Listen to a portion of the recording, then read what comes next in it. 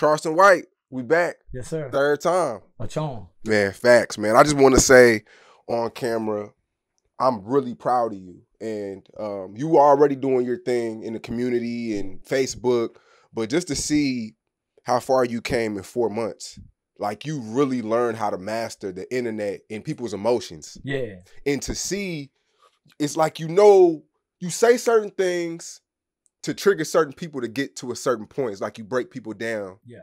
You know, it's like the military science concept. to you. Yeah, it is. They done that to us as children, homie. When I went through the Texas juvenile justice system, we went through rehabilitation and we went through resocialization, and going through, and it was all therapeutic. It was all psychodrama. So it was psychologists and psychiatrists. So they had to play with our minds. It was an experiment that was being ran on children who had committed these violent crimes, who America hadn't saw this before, right? So they had to come in and tear down our belief system, where we come from, the things that we was taught, in order to instill values, morals, principles, things of that nature.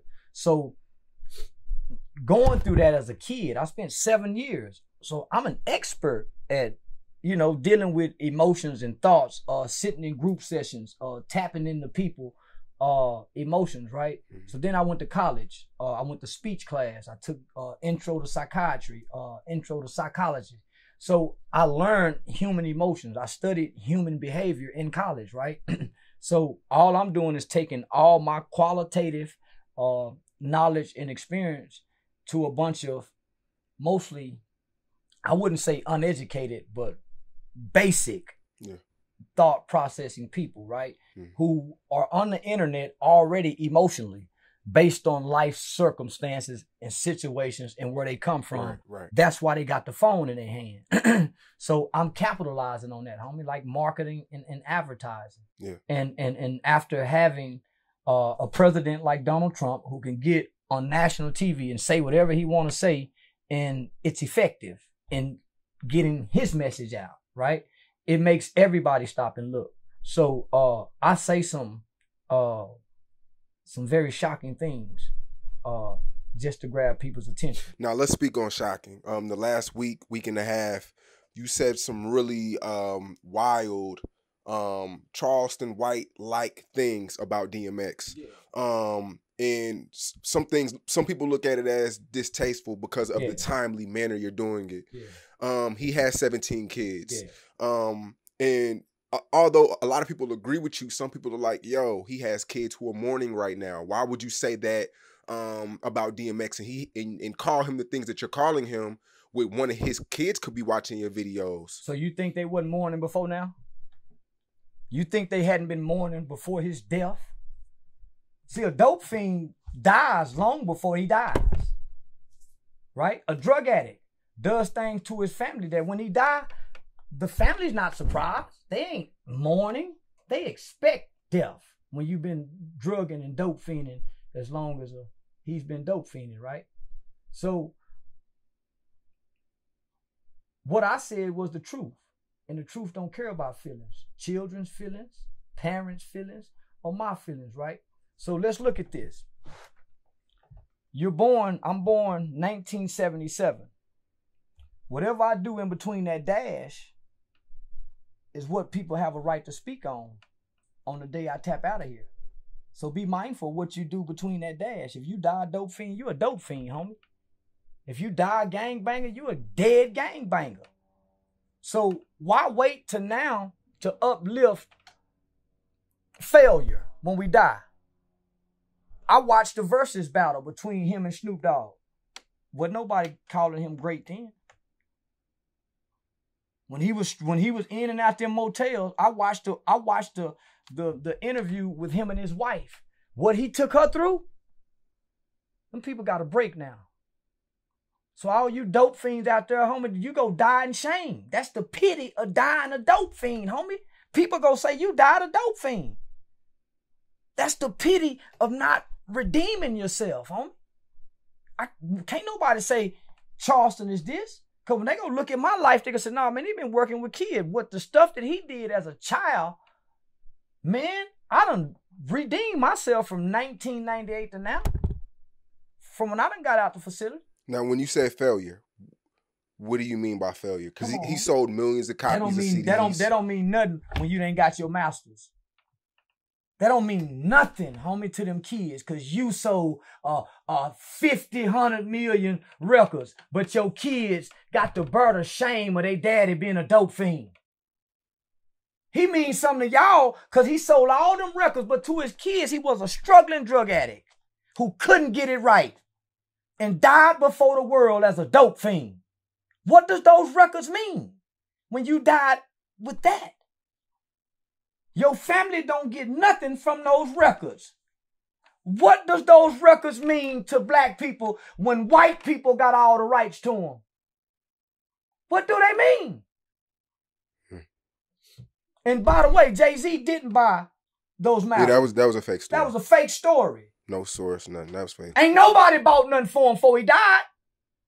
Didn't nobody go get him? But it's something that I know personally that I can't say, homie. That I can't say about this situation that give me the conviction to speak how I speak. Just know I ain't wrong, homie. Some of us make choices, and our choices is going to lead us to the graveyard because we like our choices. We like getting high. We like doing drugs. We like robbing. We like gangbanging. And those choices have consequences. Now, to be fair, he came out with a video. He did an interview and he spoke out why he does drugs. He said he was laced at the age of 14. So it was kind of like... So when you molested at 14, do you still molest when you 50? What happens to you as a child? Okay, that's fine and dandy. But at some point, you know, I know plenty of people that smoked the mo, had a lace thing and didn't know it was laced. But they didn't grab hold on to how it made them feel. Yeah, okay, somebody snuck it on you. You know that's wrong. You know what this is doing at 15. At 18, you see the consequences of what this drug is doing to you. At 25, you have an understanding that I'm a drug addict. At some point, you go into rehab at 26. At 28, some point, you have an episode of a drug overdose. At 29, your wife is telling you. At 30, your children is saying, Daddy, look what this drug is doing. At 35, you have another drug overdose. At 40, you got to be saying, man, I can't keep doing this. At 45, when do you say, man, I know this happened to me at 14, but I can't keep blaming this. What happened to me is at 50, when do you say, homie? What happened to me as a kid, I got to forgive and forget and move on. So you telling me all you grown men still walking around here with these unresolved childhood issues, beating your woman, abandoning your kids, and getting high because of what happened to you as a kid, man, get off the bullshit. You like the way dope make you feel, like the way I like the way it make me feel when I smoke weed. I like the way head feel. I like the way sex feel. I like the way it feel to put on pretty clothes and go somewhere and make a hoe watch me, man. So no, nigga, that ain't got nothing to do with childhood. Have you ever did drugs more serious than weed? Never.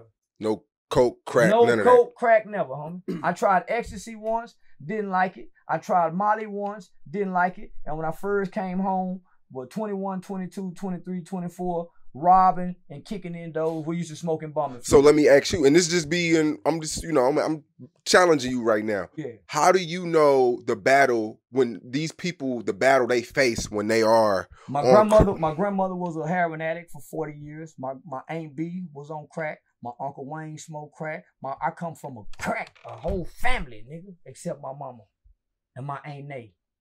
Mama used to drink. I come from a family of drug addicts, homie. My whole family is from the South Side, the Fishbowl. My whole family. I watched them women get off dope, homie. I watched grandmama kick heroin. She used to shoot it. I watched them people, homie. I watched these women shake crack, homie. I watched Aunt B, a stomp down dope fiend. She had 6 kids. All 6 of them went to foster care. Her husband, they was together from the time I was 2. He shot heroin. They well known in this city, nigga. Well known in this city. I watched Aunt B kick the dope, homie. I watched Aunt B go and get all her kids out of foster care system. All of them moved in the house. But her husband still was high on dope. She had to lay there every day. Think what she had to battle with, not the relapse, homie. Not only is her husband next to her a stone cold dope fiend, her daughter's dope fiending. Her daughter's dope fiending. They want their dope fiend mama back. So they go, one of them leaves some dope. Her drug of choice to see if mama go relapse. That lady ain't never relapsed, homie. So let me say this, right? So then she gets cancer. She catches breast cancer. Mm-hmm. Every reason to go relapse. Every reason to go relapse. So man, I've been watching. I've been watching this race of ours. I've been watching the culture. I know crack babies. I know children that was born to crack who had no choice of the matter of crack in their system. They didn't grow up crack addicts, but they was addicted to crack as babies. He on his way now. He on his way now. He be walking through this door in a minute. Addicted to crack as a baby. What's his excuse? He didn't do it. He used to walk the track with his mama when she was selling pussy on Harry Hines, my nigga. He used to watch his mama get in and out of cars, prostitute. When she was pregnant with him, she shot dope, and that's what made her go into labor. So when I see a 50-year-old man get before the world and say, man, this happened to me as a kid, and you profess God, and you say, I done had God, when were you delivered then? When was God powerful enough to say, okay, that's gone? I know guys who've been molested. They ain't up raping now. I got some homeboy was in TYC for raping, and they raped as a kid, and they was convicted of it. They ain't raping today. We went and committed murders as children, homie. We ain't killing today. I got 40 men that's part of my organization committed murders as children. They not murderers today. They productive men of society, loving fathers, loving husbands. Mm-hmm. You see what I'm saying? So I understand the pain of children. I grew up in an institution where at least twice a day for 2 hours, we sat in groups and I heard your life story. You heard my life story. Homie, I've heard some stories. Yeah. I know children who were smoking crack. They ain't smoking crack now.